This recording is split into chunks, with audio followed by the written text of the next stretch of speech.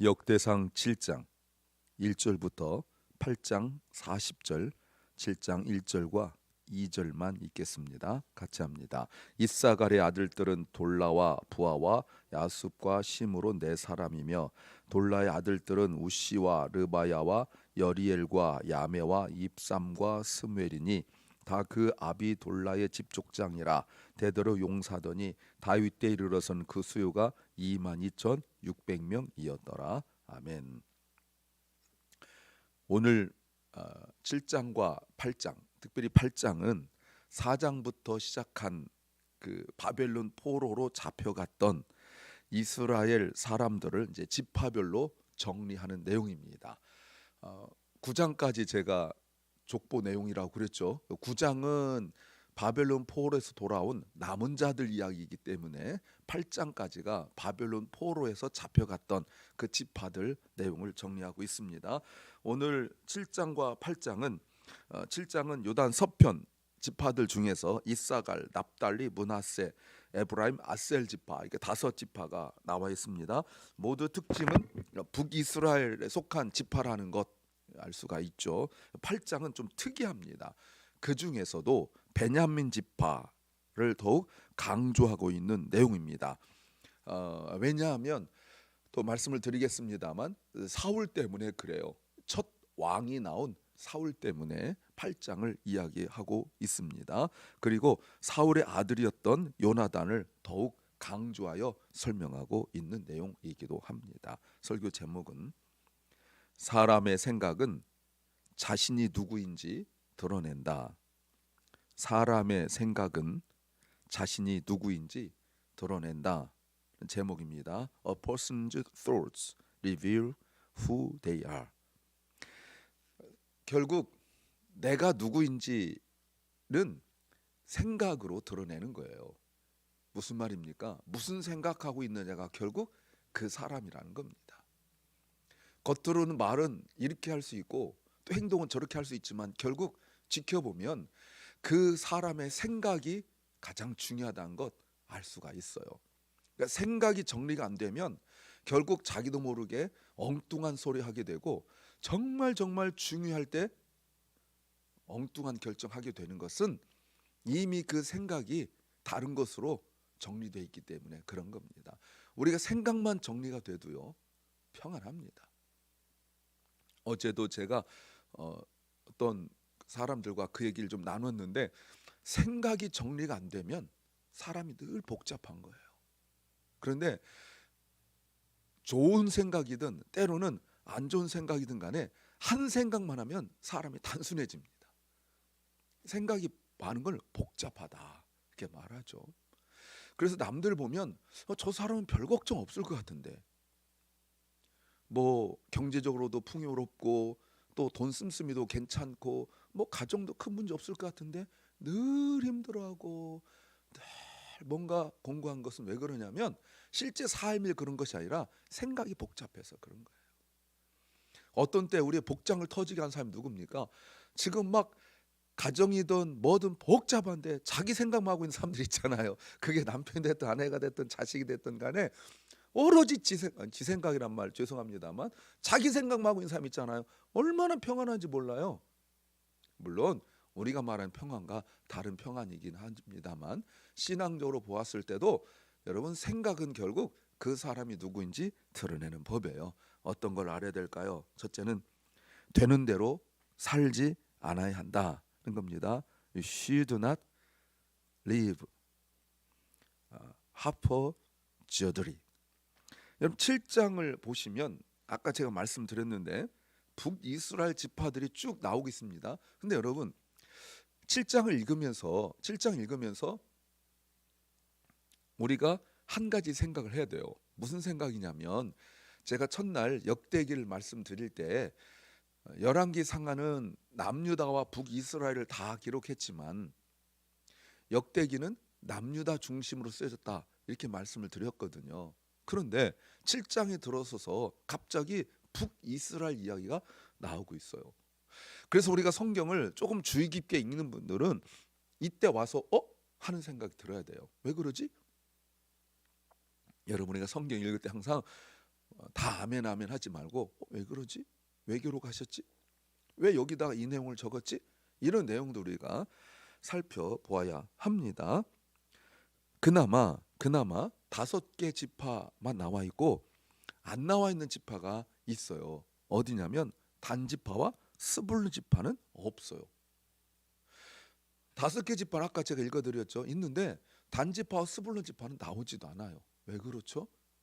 이유는 몰라요. 아마도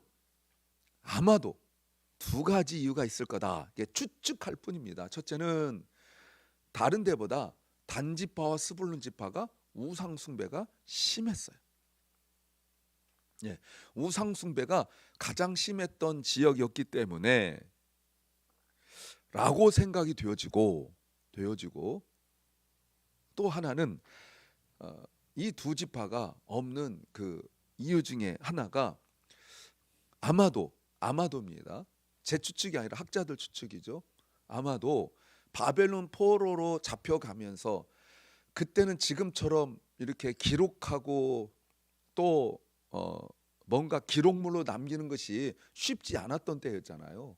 거의 구전으로 암송으로 되어졌던 때였기 때문에 단지파와 스불론 지파 사람들이 우상 숭배가 많아지면, 여러분 보세요. 우상 숭배가 많아지면 성경에 관심 있을까요, 없을까요? 없죠. 당연히 없죠. 믿음 좋은 집안만 말씀을 암송시키고 이러지. 지금도 자기는 신앙 좋다고 말하는 사람들의 실제 믿음이 좋은지 나쁜지를 어떻게 알 수 있어요? 자녀 교육에서 나타난 거잖아요. 자녀 교육을 말씀으로 시키지 못하면 사실 믿음 있다고 말할 수 없는 거거든요. 신명 6장 4절 말씀에 쉐마 이스라엘, 들으라 이스라엘 말씀 속에서 네가 하나님을 마음을 다하고 생명을 다하고 뜻을 다하여 사랑하고 내 마음에 마음을 새기고 그다음 뭐라고요? 자녀를 가르치라고 나오고 있잖아요. 길을 걸 때나 집에 누웠을 때나 항상 자녀를 말씀을 가르치라, 그거 있잖아요. 그러면 단지파와 스불론 지파는 우상 숭배가 아주 굉장히 많은 곳인데 자녀들 말씀으로 가르칠 리 없죠. 나도 신앙생활 안 할 뿐만 아니라 말씀에 관심이 없고, 그리고 아까 말씀드린 것처럼 그때는 말씀을 암송할 때거든요. 기록물을 남길 때가 아니에요. 암송하고 내가 암송하고 자녀가 암송시키고 점검하고 그런 때였거든요. 매일매일 그 일을 했단 말이에요. 토라를 창세기부터 창세기, 출애굽기, 레위기, 민수기, 신명기 5개를 매일 암송을 시켰단 말이에요. 근데 내가 못 외우는데 자녀한테 외우라고 말할 수 없죠. 그러니 당연히 없을 수밖에. 지금 그 얘기하는 거예요. 그럼에도 불구하고 왜 북이스라엘 지파들을 기록했는가?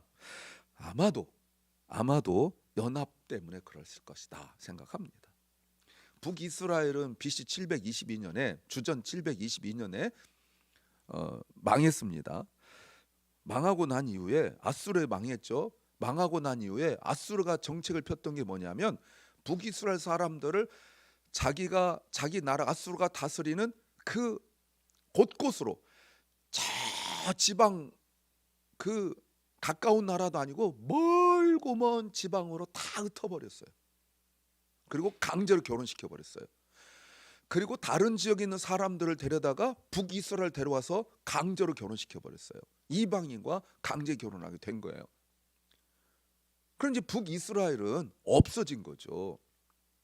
명맥만 유지하고 혼합 정책으로 되어 있었죠. 그런데 남유다를 중심으로 하여서 바벨론 포로로 돌아오고 난 이후에 어찌됐든 아수르가 멸망당하고, 아수르를 멸망시킨 바벨론이 멸망당하고 난 이후에 페르시아 즉 바사에 의하여 새로운 나라가 되어지고, 그때는 종교 정책이 화합 정책이었기 때문에 남과 북이스라엘이 서로 연합하고 화목할 수 있었다를 말하면서 하나님께서 택하신 주의 백성들을 구원하심에 대한 내용이다라고 말할 수 있어요.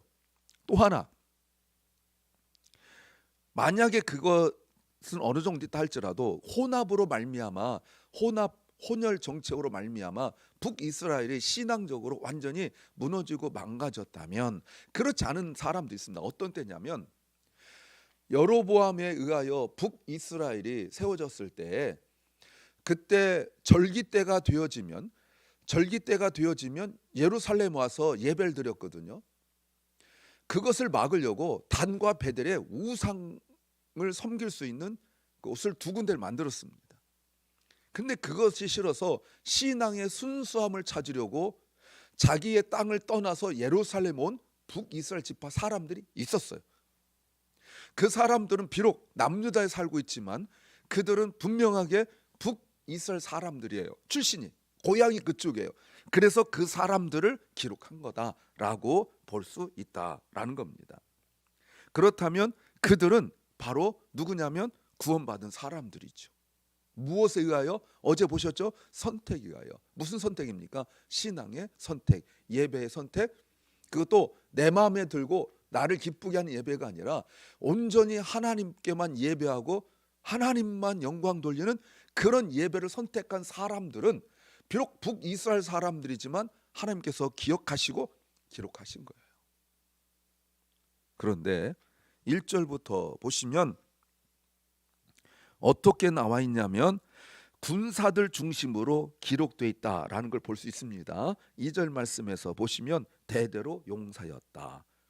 그런데 그 다음에 중요한 이름이 하나 나오죠. 뭡니까? 다윗이죠. 다윗 때 이르러서는 그 용사가 22,600명이나 되었다.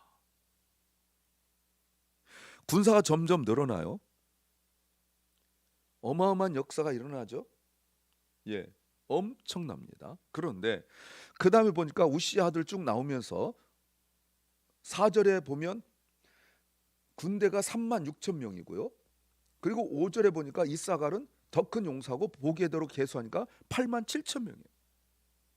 점점 이사갈 집안 늘어요. 민수기 1장 29절에서는 54,400명이었는데 민수기 26장 25절에서는 64,300명이었다가 오늘은 87,000명이에요. 특별히 5절에 큰 용사란 말이 이제 반복적으로 나올 겁니다. 기드온에게 썼던 말씀이죠. 여러분 6절부터 12절은 베냐민 지파예요. 베냐민 지파가 보니까 역시 9절에도 큰 용사가 나오고 그리고 계속적으로 뭐가 나옵니까? 7절에서도 22,034명 이렇게 말하면서 다 군사적인 거를 말하고 있어요. 7절 11절 보세요. 큰 용사라 자손 중에 능히 전쟁에 나갈 만한 사람들이 17,200명이다. 13절에 납달리 지파가 있습니다. 뭐 큰 특징 없죠. 14절부터 19절 말씀에서도 보시면 므낫세 반지파예요. 계속 지금까지 오면서 어떤 얘기를 하고 있냐면 군사적인 내용을 강조하고 있어요. 누구와 함께 싸웠던 사람들입니까? 다윗과 함께. 그래서 그래서 쓰인 거예요. 내 능력 아무리 뛰어나도 하나님의 섭리와 구속사에 쓰임 받지 못하면 아무 소용 없는 거예요. 단 하나의 힘이라도 종이 한 장 드는 힘이라도 하나님의 구속사에 쓰임 받으면 기록되는 거예요. 내가 어마어마한 재산을 가지고 내가 써도 하나님의 구속 역사에 쓰임 받지 못하면 그 돈은 하나님 나라에 아무것도 아니에요. 그러나 과부의 두 렙돈처럼 아주 작은 돈일지라도 하나님의 나라를 위해 쓰임 받으면 기록되는 거예요. 지금 그 얘기를 하는 거예요. 근데 특이한 내용 나옵니다. 14절부터 19절에 보면 슬로보아스의 여인들이 나와요. 그죠? 예, 15절에 슬로보아신이 딸들만 낳았어요. 그럼 어떡합니까, 여러분? 딸들만 낳았으면 어떡해요? 기업을 물을 수가 없잖아요. 남편을 만약에 다른 지파 사람들과 결혼해 버리면 그 땅이 빼앗기고 만약 이방 사람들과 결혼해 버리면 그 땅이 없어져 버리는 거거든요. 근데 슬로보아스의 여인들이 그 딸들이 가만히 있지 않았다는 거예요. 모세에게 나와서 요청을 했고 그래서 어떻게 됐어요? 민수기 26장 33절 27장 3절부터 11절 말씀에서 보시면 하나님께서 이들의 요청을 들으시고 옳다 인정하시고 율법을 만들어 주셨어요. 뭐를 위하여? 하나님 나라를 위해. 기업은 하나님 나라잖아요. 그러니까 이렇게 쓰임 받는다는 걸 보여주고 있는 거예요. 그때 돈 더 많은 사람이 없었겠냐 말이에요.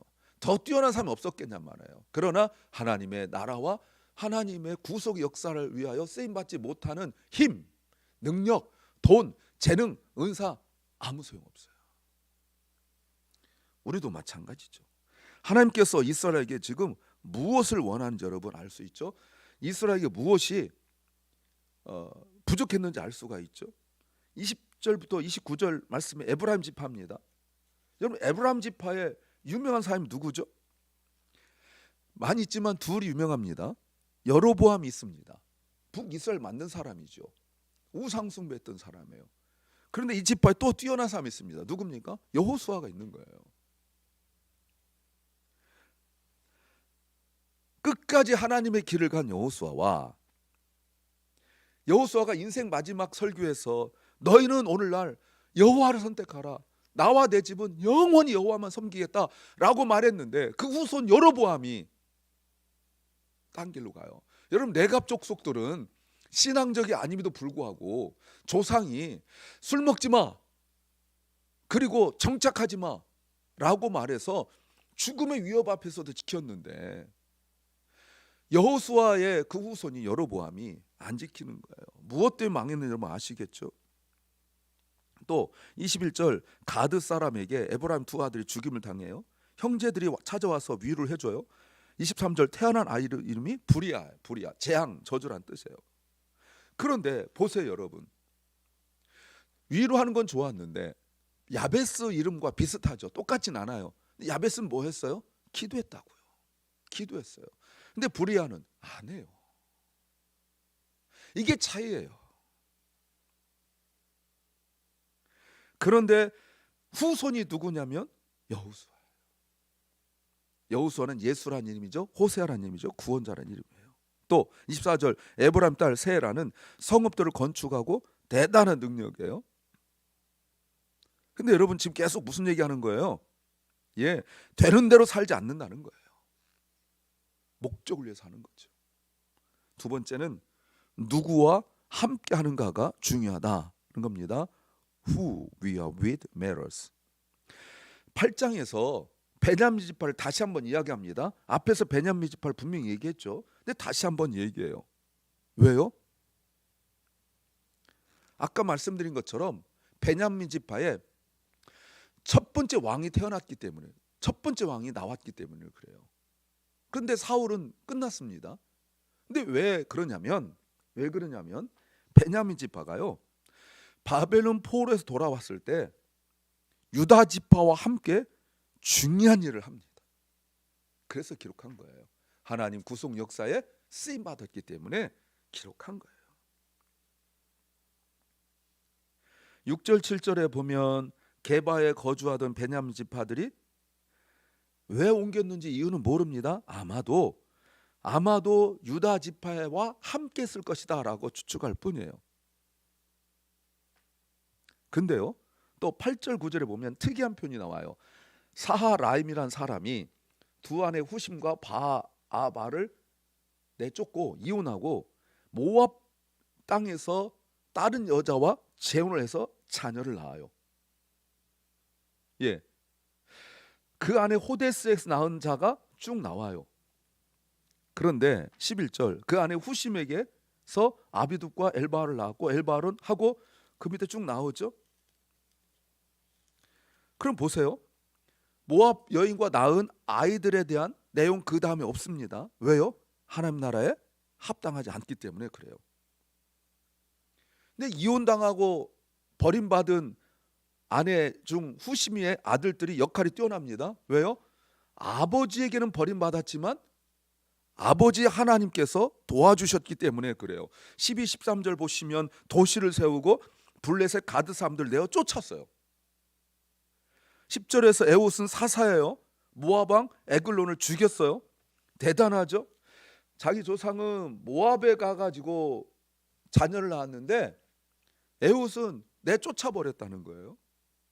그러니까 하나님 나라를 위하여 혈통과 혈족에 치우치지 않았다라는 것을 보여주고 있는 거죠. 대단한 능력이에요.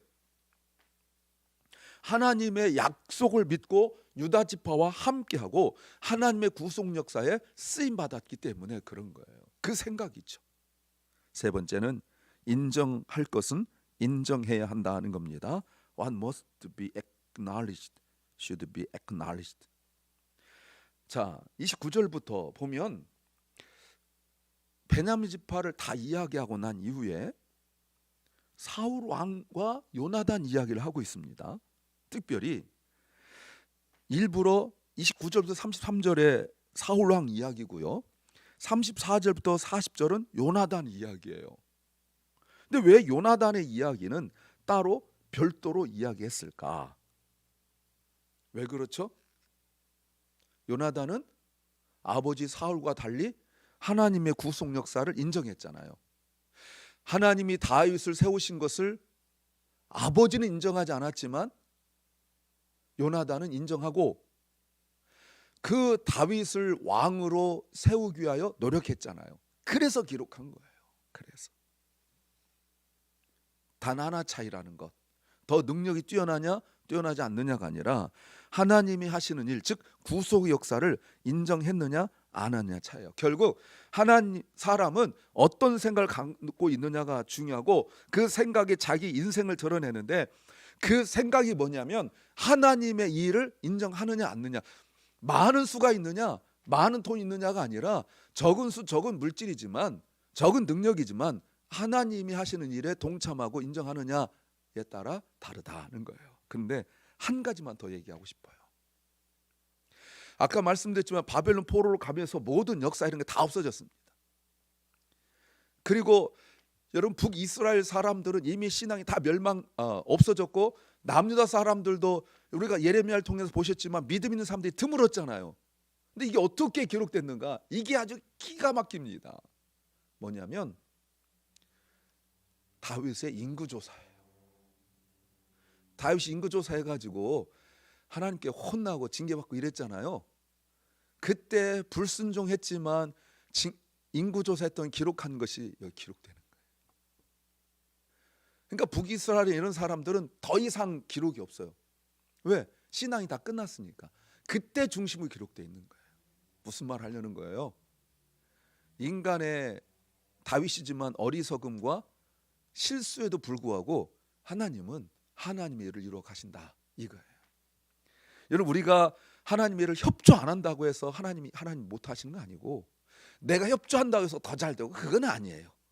그런 하나님 일을 우리가 인정하고 협조할 때 우리에게 주시는 축복이 넘친 줄 믿습니다. 생각 하나하나가 하나님이 하시는 일을 인정하고 또 하나님께서 기뻐하시는 생각하시기를 소망합니다. 기도합니다. 주님, 우리가 하나님의 섭리 안에서 하나님의 구속의 역사 하시는 일을 인정하고 또 동참하게 하여 주옵소서. 사랑하는 박원식 집사를 주님 치유하여 주시고 회복시켜 주시옵소서. 아버지, 또한 사랑 결란을 주님이 회복시켜 주셔서 힘 주시옵소서. 우리 사랑하는 자녀들 다음 세대를 기억하시고 주님의 교회를 기억하시사 하나님, 기도의 자리가, 예배의 자리가 풍요롭고 풍성하고 충만케 하옵소서. 아버지, 하나님의 은혜 속에서 오늘 하루가 주님 기뻐하시는 하루가 되게 하시고 하나님의 일을 찬양하며 영광 돌리게 하옵소서. 예수님 이름으로 기도하옵나이다. 아멘. 하늘에 계신 우리 아버지여, 이름이 거룩히 여김을 받으시오며 나라의 마옵시며 뜻이 하늘에서 이룬 것 같이 땅에서도 이루어지이다. 오늘날 우리에게 일용할 양식을 주옵시고 우리가 우리에게 죄 지은 자를 사하여 준 것 같이 우리의 죄를 사하여 주옵시고 우리를 시험에 들게 하지 마옵시고 다만 악에서 구하옵소서. 대개 나라와 권세와 영광이 아버지께 영원히 싸움나이다. 아멘.